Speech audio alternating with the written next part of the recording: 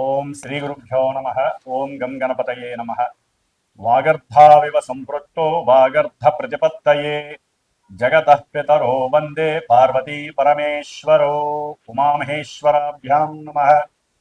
ఆదిత్యాయ చ సోమాయ మంగళాయ బుధాయ చ గురుశుక్రశనేభ్యశ్చ రాహవే కేతవే నమ. సూర్యాది నవగ్రహ దేవతాయి నమ. వీక్షిస్తున్నటువంటి ప్రేక్షకులందరికీ కూడా మీనరాశిలోకి ఈ మార్చి 14వ తేదీ నుండి కూడా సూర్య భగవానుడు తన యొక్క సంచారాన్ని పూర్వాభద్ర నక్షత్రము, ఉత్తరాభద్ర నక్షత్రము, రేవతి నక్షత్రంలో సంచారాన్ని కావిస్తూ, అలాగే మార్చి 11వ తేదీ నుండి కూడా మిథున రాశిలో వక్రగతిలో ఉన్నటువంటి గురు మహానుభావుడు కుసుమార్గంలో ప్రయాణం చేస్తూ అత్యంత బలవంతుడై తన యొక్క దృష్టి బలము చేత ఎన్నో రాశులు వాళ్ళకి శుభాలని చేకూరుస్తూ, అలాగే బుధగ్రహము ఈ యొక్క మార్చి నెలలో మరియు ఏప్రిల్ నెల వరకు కూడా మరి ఆయన కుంభరాశిలో రాహుతో తన యొక్క సంచారాన్ని గడుపుతూ, శుక్ర భగవానుడు మార్చి 2 నుంచి ఏప్రిల్ 1 వరకు కూడా దాదాపుగా మనకి ఈ యొక్క మీనరాశి అయినటువంటి ఉచ్చస్థితగతుడై, అట్లాగే రాహు కుంభరాశిలో, కేతువు సింహరాశిలో, అలాగే కుజ భగవానుడు రాహుతో కలిసి దాదాపుగా ఏప్రిల్ 1వ తేదీ వరకు కూడా కుంభరాశిలో సంచారం చేస్తూ, మీనరాశిలో ఉన్నటువంటి శని భగవానుడితో ఏప్రిల్ 2వ తారీఖు నుండి కూడా తన యొక్క ప్రయాణాన్ని చేస్తూ ఉన్నాడు. ముఖ్యంగా ఈ యొక్క సూర్యుడు మీనరాశిలో ప్రవేశించే సమయాన్ని మనము మీన సంక్రమణము అంటారు. ఇది మార్చి 14 నుంచి ఏప్రిల్ 15వ తేదీ వరకు కూడా ఈ సూర్య భగవానుడు మీనరాశిలో సంచరిస్తూ, మిగతా గ్రహాలన్నీ కూడా ఈ విధంగా సంచరిస్తూ, చంద్రుడు 2.5 రోజులకి ఒక్కొక్క రాశిని సంచరిస్తూ మేషాది మీనరాశి పర్యంతము ఏ రాశుల వారికి, అట్లాగే అశ్విన్యాది రేవతి నక్షత్ర పర్యంతం ఏ నక్షత్రాల వారికి, అట్లాగే ఒక్కొక్క రాశిలో కూడా నామాక్షరాలు కలిగినటువంటి వారందరికీ కూడా ఈ యొక్క గ్రహాల యొక్క స్థితిగతులు ఏ విధంగా వారిని పరిపాలిస్తూ, కొంతమంది రాశుల వారికి శుభాలని, కొంతమంది రాశుల వారికి ఇబ్బందుల్ని కలుగజేస్తూ ఉంటాయో తెలుసుకుంటూ, మరి మేషరాశి పర్యంతము మీనరాశి వారికి ఈ మార్చి 14వ తేదీ నుండి ఏప్రిల్ 15వ తేదీ వరకు ఏ విధమైనటువంటి గ్రహ స్థితిగతులు కల్పింపజేస్తూ ఉంటాయో తెలుసుకుందాం. మేషరాశి వారికి మార్చి 14వ తేదీ నుండి మరి ఏప్రిల్ 15వ తేదీ వరకు కూడా సూర్య భగవానుడు ఆరోగ్యం భాస్కరాజిచ్చే, అట్లాగే ఈయన ఉద్యోగ అవకాశాలని, ఉద్యోగాదులని, మరి సంతానాన్ని కలుగు చేయాలన్నా కూడా ఈ యొక్క సూర్య భగవానుడి యొక్క అనుగ్రహం తప్పకుండా ఉండాలి మేషరాశి వారికి. మరి మేషరాశి వారికి సూర్య భగవానుడు మరి మార్చి 14వ తేదీ నుండి కూడా మీనరాశిలో తన యొక్క సంచారాన్ని ప్రారంభం చేస్తూ, శని భగవానుడితో పాటుగా సంచరిస్తూ ఎన్నో రకాలైనటువంటి ఆర్థిక అసమానతలని, ఆర్థిక లావాదేవీలలో కావచ్చు, వీరి యొక్క ఆరోగ్య విషయంలో జాగ్రత్తలు తీసుకోవాల్సినటువంటి సమయంగా భావించాలి. షేర్స్లో కానీ, లేకపోతే స్టాక్ మార్కెట్లో కానీ, వెండి బంగారం నిల్వలు ఉన్నటువంటి వారు కానివ్వండి, అంటే వాటి మీద పెట్టుబడి పెట్టాలి అనుకున్న వాళ్ళు కొంచెం జాగ్రత్త వహించడం చాలా మంచిది.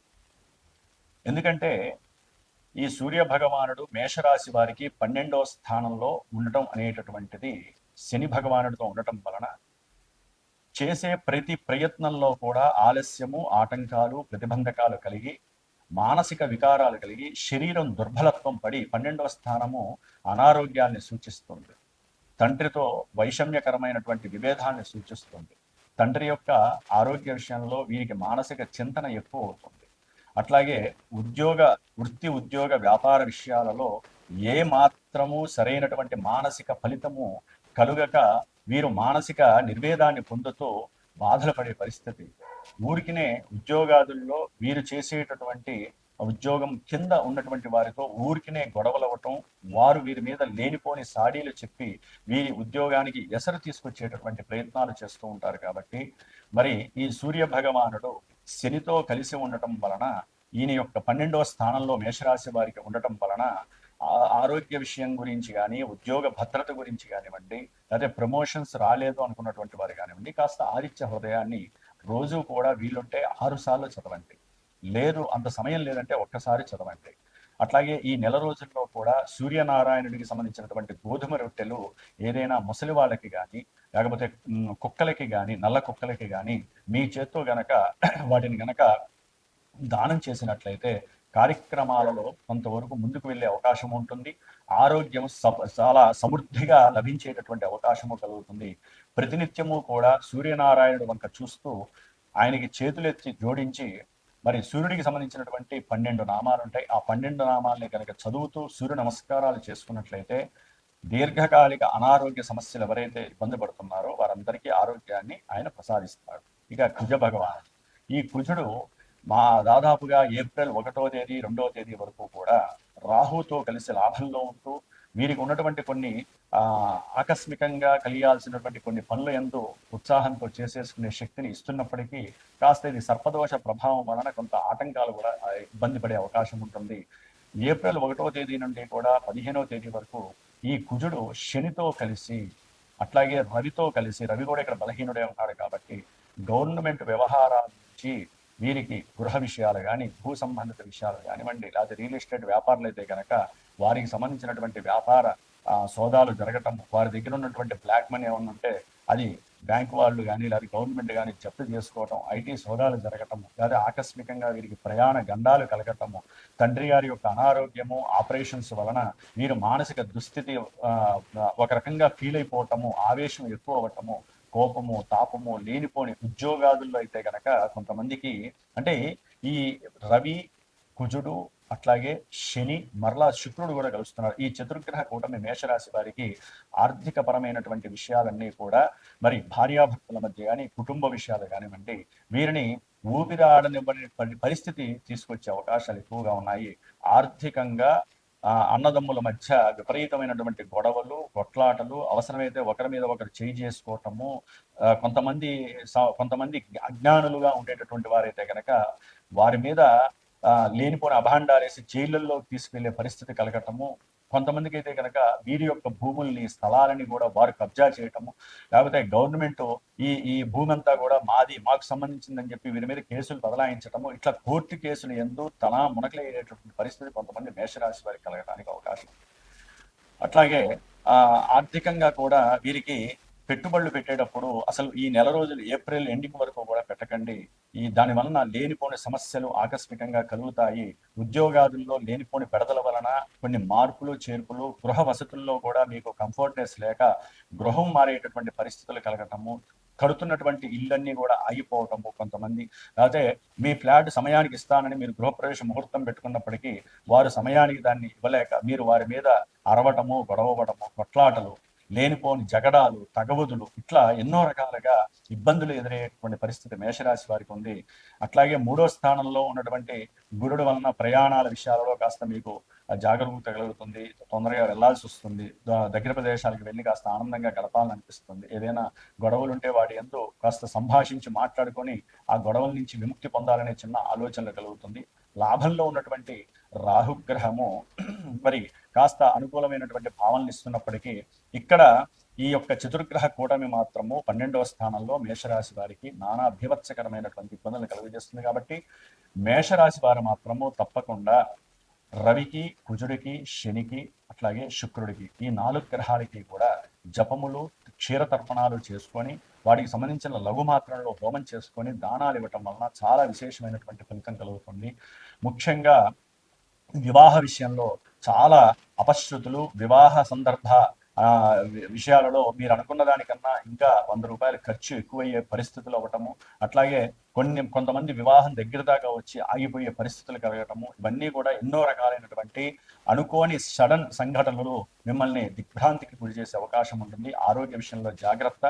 ఆదిత్య హృదయ స్తోత్ర పారాయణ వలన, అట్లాగే సుబ్రహ్మణ్య భుజంగ స్తోత్ర పారాయణ వలన, కనకదార స్తోత్రము చదవటం వలన, హనుమాన్ చాలీసా చదవటం వలన ఈ 4 గ్రహాలకి సంబంధించినటువంటి దోషాలు ఏమైనా ఉంటే పటాపంచలైపోతాయి. అట్లాగే ఎవరైనా సరే మేషరాశి వారు ఒక పట్టాన ఇబ్బందులు పడుతున్నాము, ఈ గోచార ప్రభావం కొంతమందికి పాజిటివ్గా ఉంటుంది, కొంతమంది నెగిటివ్గా ఉంటుంది. ఈ రెండింటికి ముఖ్యం ఒకటే, వారి యొక్క జన్మజాతకం. ఎవరి జన్మజాతకంలో అయితే గనక శుభగ్రహాలు శుభస్థానాల్లో ఉండి అట్లాగే శుభ మహర్దశలు అంతర్దశలు విదశలు జరుగుతున్నట్లయితే వారికి ఆ జన్మ లగ్నం అనేటటువంటిది. కాబట్టి ఆ లగ్నము దశల్ని బట్టి వీరికి ఇవన్నీ జరగాల్సిన అవసరం కొంతమందికి ఉండదు. కొంతమందికి బాగా కలిసి వచ్చే అవకాశం, కొత్త వ్యాపారాలు కలిసి వస్తే, పెళ్లిళ్ళు అవుతాయి, సంతానం కలుగుతుంది, కొంతమందికి క్రీడారంగంలో ఉన్నతమైనటువంటి పదవులు వస్తాయి, అట్లాగే ఉద్యోగాదుల్లో మంచి మార్పులు చేర్పులు జరిగి వీరికి ఆనందకరమైనటువంటి ఉత్సాహవంతమైనటువంటి పరిస్థితులు ఏర్పడవచ్చు. జన్మజాతక ప్రభావం చాలా ఎక్కువగా చూపిస్తుంది. కాబట్టి ఎవరైనా సరే ఎన్ని రోజులు మేము ఎన్ని పూజలు చేసినా కూడా మాకు సరైనటువంటి ఫలితం దక్కట్లేదు అనుకుంటే జన్మజాతకాన్ని కనుక పరీక్షించుకోవాలి. జన్మజాతక రీత్యా అసలు మీకు ఏం జరుగుతోంది దశలో అంతర్దశలు తెలుసుకోవాలనుకుంటే తప్పకుండా మా యొక్క శ్రీమాత జ్యోతిషాలయ పీఠానికి సంప్రదించండి. అట్లాగే దాదాపుగా మొన్న మార్చి 1వ తేదీ నుండి మే 10వ తేదీ వరకు కూడా కుజరాహు కేతువుల యొక్క సర్పదోష ప్రభావానికి, అట్లాగే రేపు ఏప్రిల్ 1 నుంచి దాదాపు మే 10 వరకు కుజశనుల యొక్క ప్రభావం చాలా తీవ్రతరంగా ఉంటుంది మేషరాశి వారికి. వారి గురించి నిత్యము కూడా మంజుసూక్త జప పారాయణము, కుజశనులకి జపము, అట్లాగే హనుమాన్ చాలీసా పారాయణ మీరు చేయండి. తప్పకుండా నేను కూడా ఇక్కడ 5 సార్లు చేస్తున్నాను పీఠంలో సర్వమానవులకి. అట్లాగే ముఖ్యంగా మేషరాశి వారి గురించి. కాబట్టి ఈ యొక్క హోమాలు ముఖ్యంగా మా పీఠంలో ప్రతి అమావాస్యకి కూడా ఎవరైతే ఈ యొక్క ఇబ్బందులు పడుతూ ఉంటారో జాతకరీత్యా కానీ గోచార రీత్యా వారు అనుకున్న పనులు సాగటానికి ఆ అమావాస్య రోజున చేసేటటువంటి హోమాలు చాలా పరమ పవిత్రమైనటువంటివి. మరి మా పీఠంలో ముఖ్యంగా ప్రతి అమావాస్య నవగ్రహ నక్షత్ర మృత్యుంజయ సహిత ఈసారి అయితే కనుక మార్చి 18వ తేదీన సుబ్రహ్మణ్య పాశుపత రుద్రహోమము, అట్లాగే చండీ హోమం కూడా చేయాలని నిశ్చయించుకున్నాము. ఏప్రిల్ 17వ తేదీ అయితే కనుక హనుమంతుడికి సంబంధించినటువంటి హనుమత్ పాశుపత రుద్ర హోమము, పవన సూక్త హోమము చేయదలిచి ఉన్నాము. కాబట్టి ఎవరైనా సరే జాతకరీత్యా కావచ్చు, ఇలాంటి పూజల రీత్యా కావచ్చు, పీఠంలో చేయించుకోవాలనుకుంటే తప్పకుండా ఫోన్ చేసి సంప్రదించండి. మీకు అన్ని విధాల శ్రేయస్కరంగా ఉండేటటువంటి మంత్రప్రయోగము, తంత్రప్రయోగము ద్వారా ఆ పార్వతీ పరమేశ్వరుల యొక్క అనుగ్రహం మీకు కలిగేటట్టుగా చేయడం మా యొక్క పీఠం యొక్క బాధ్యత. మేషరాశి వారు జాగ్రత్తగా ఉండండి. ఎటువంటి నిర్ణయాలు తీసుకున్నా సరే 1కి 10 సార్లు ఆలోచించండి. తొందరపడి ఆవేశపడకండి. హ్యాపీగా ఉండడానికి ప్రయత్నం చేయండి. ఓం శ్రీమాత్రే నమో నమః.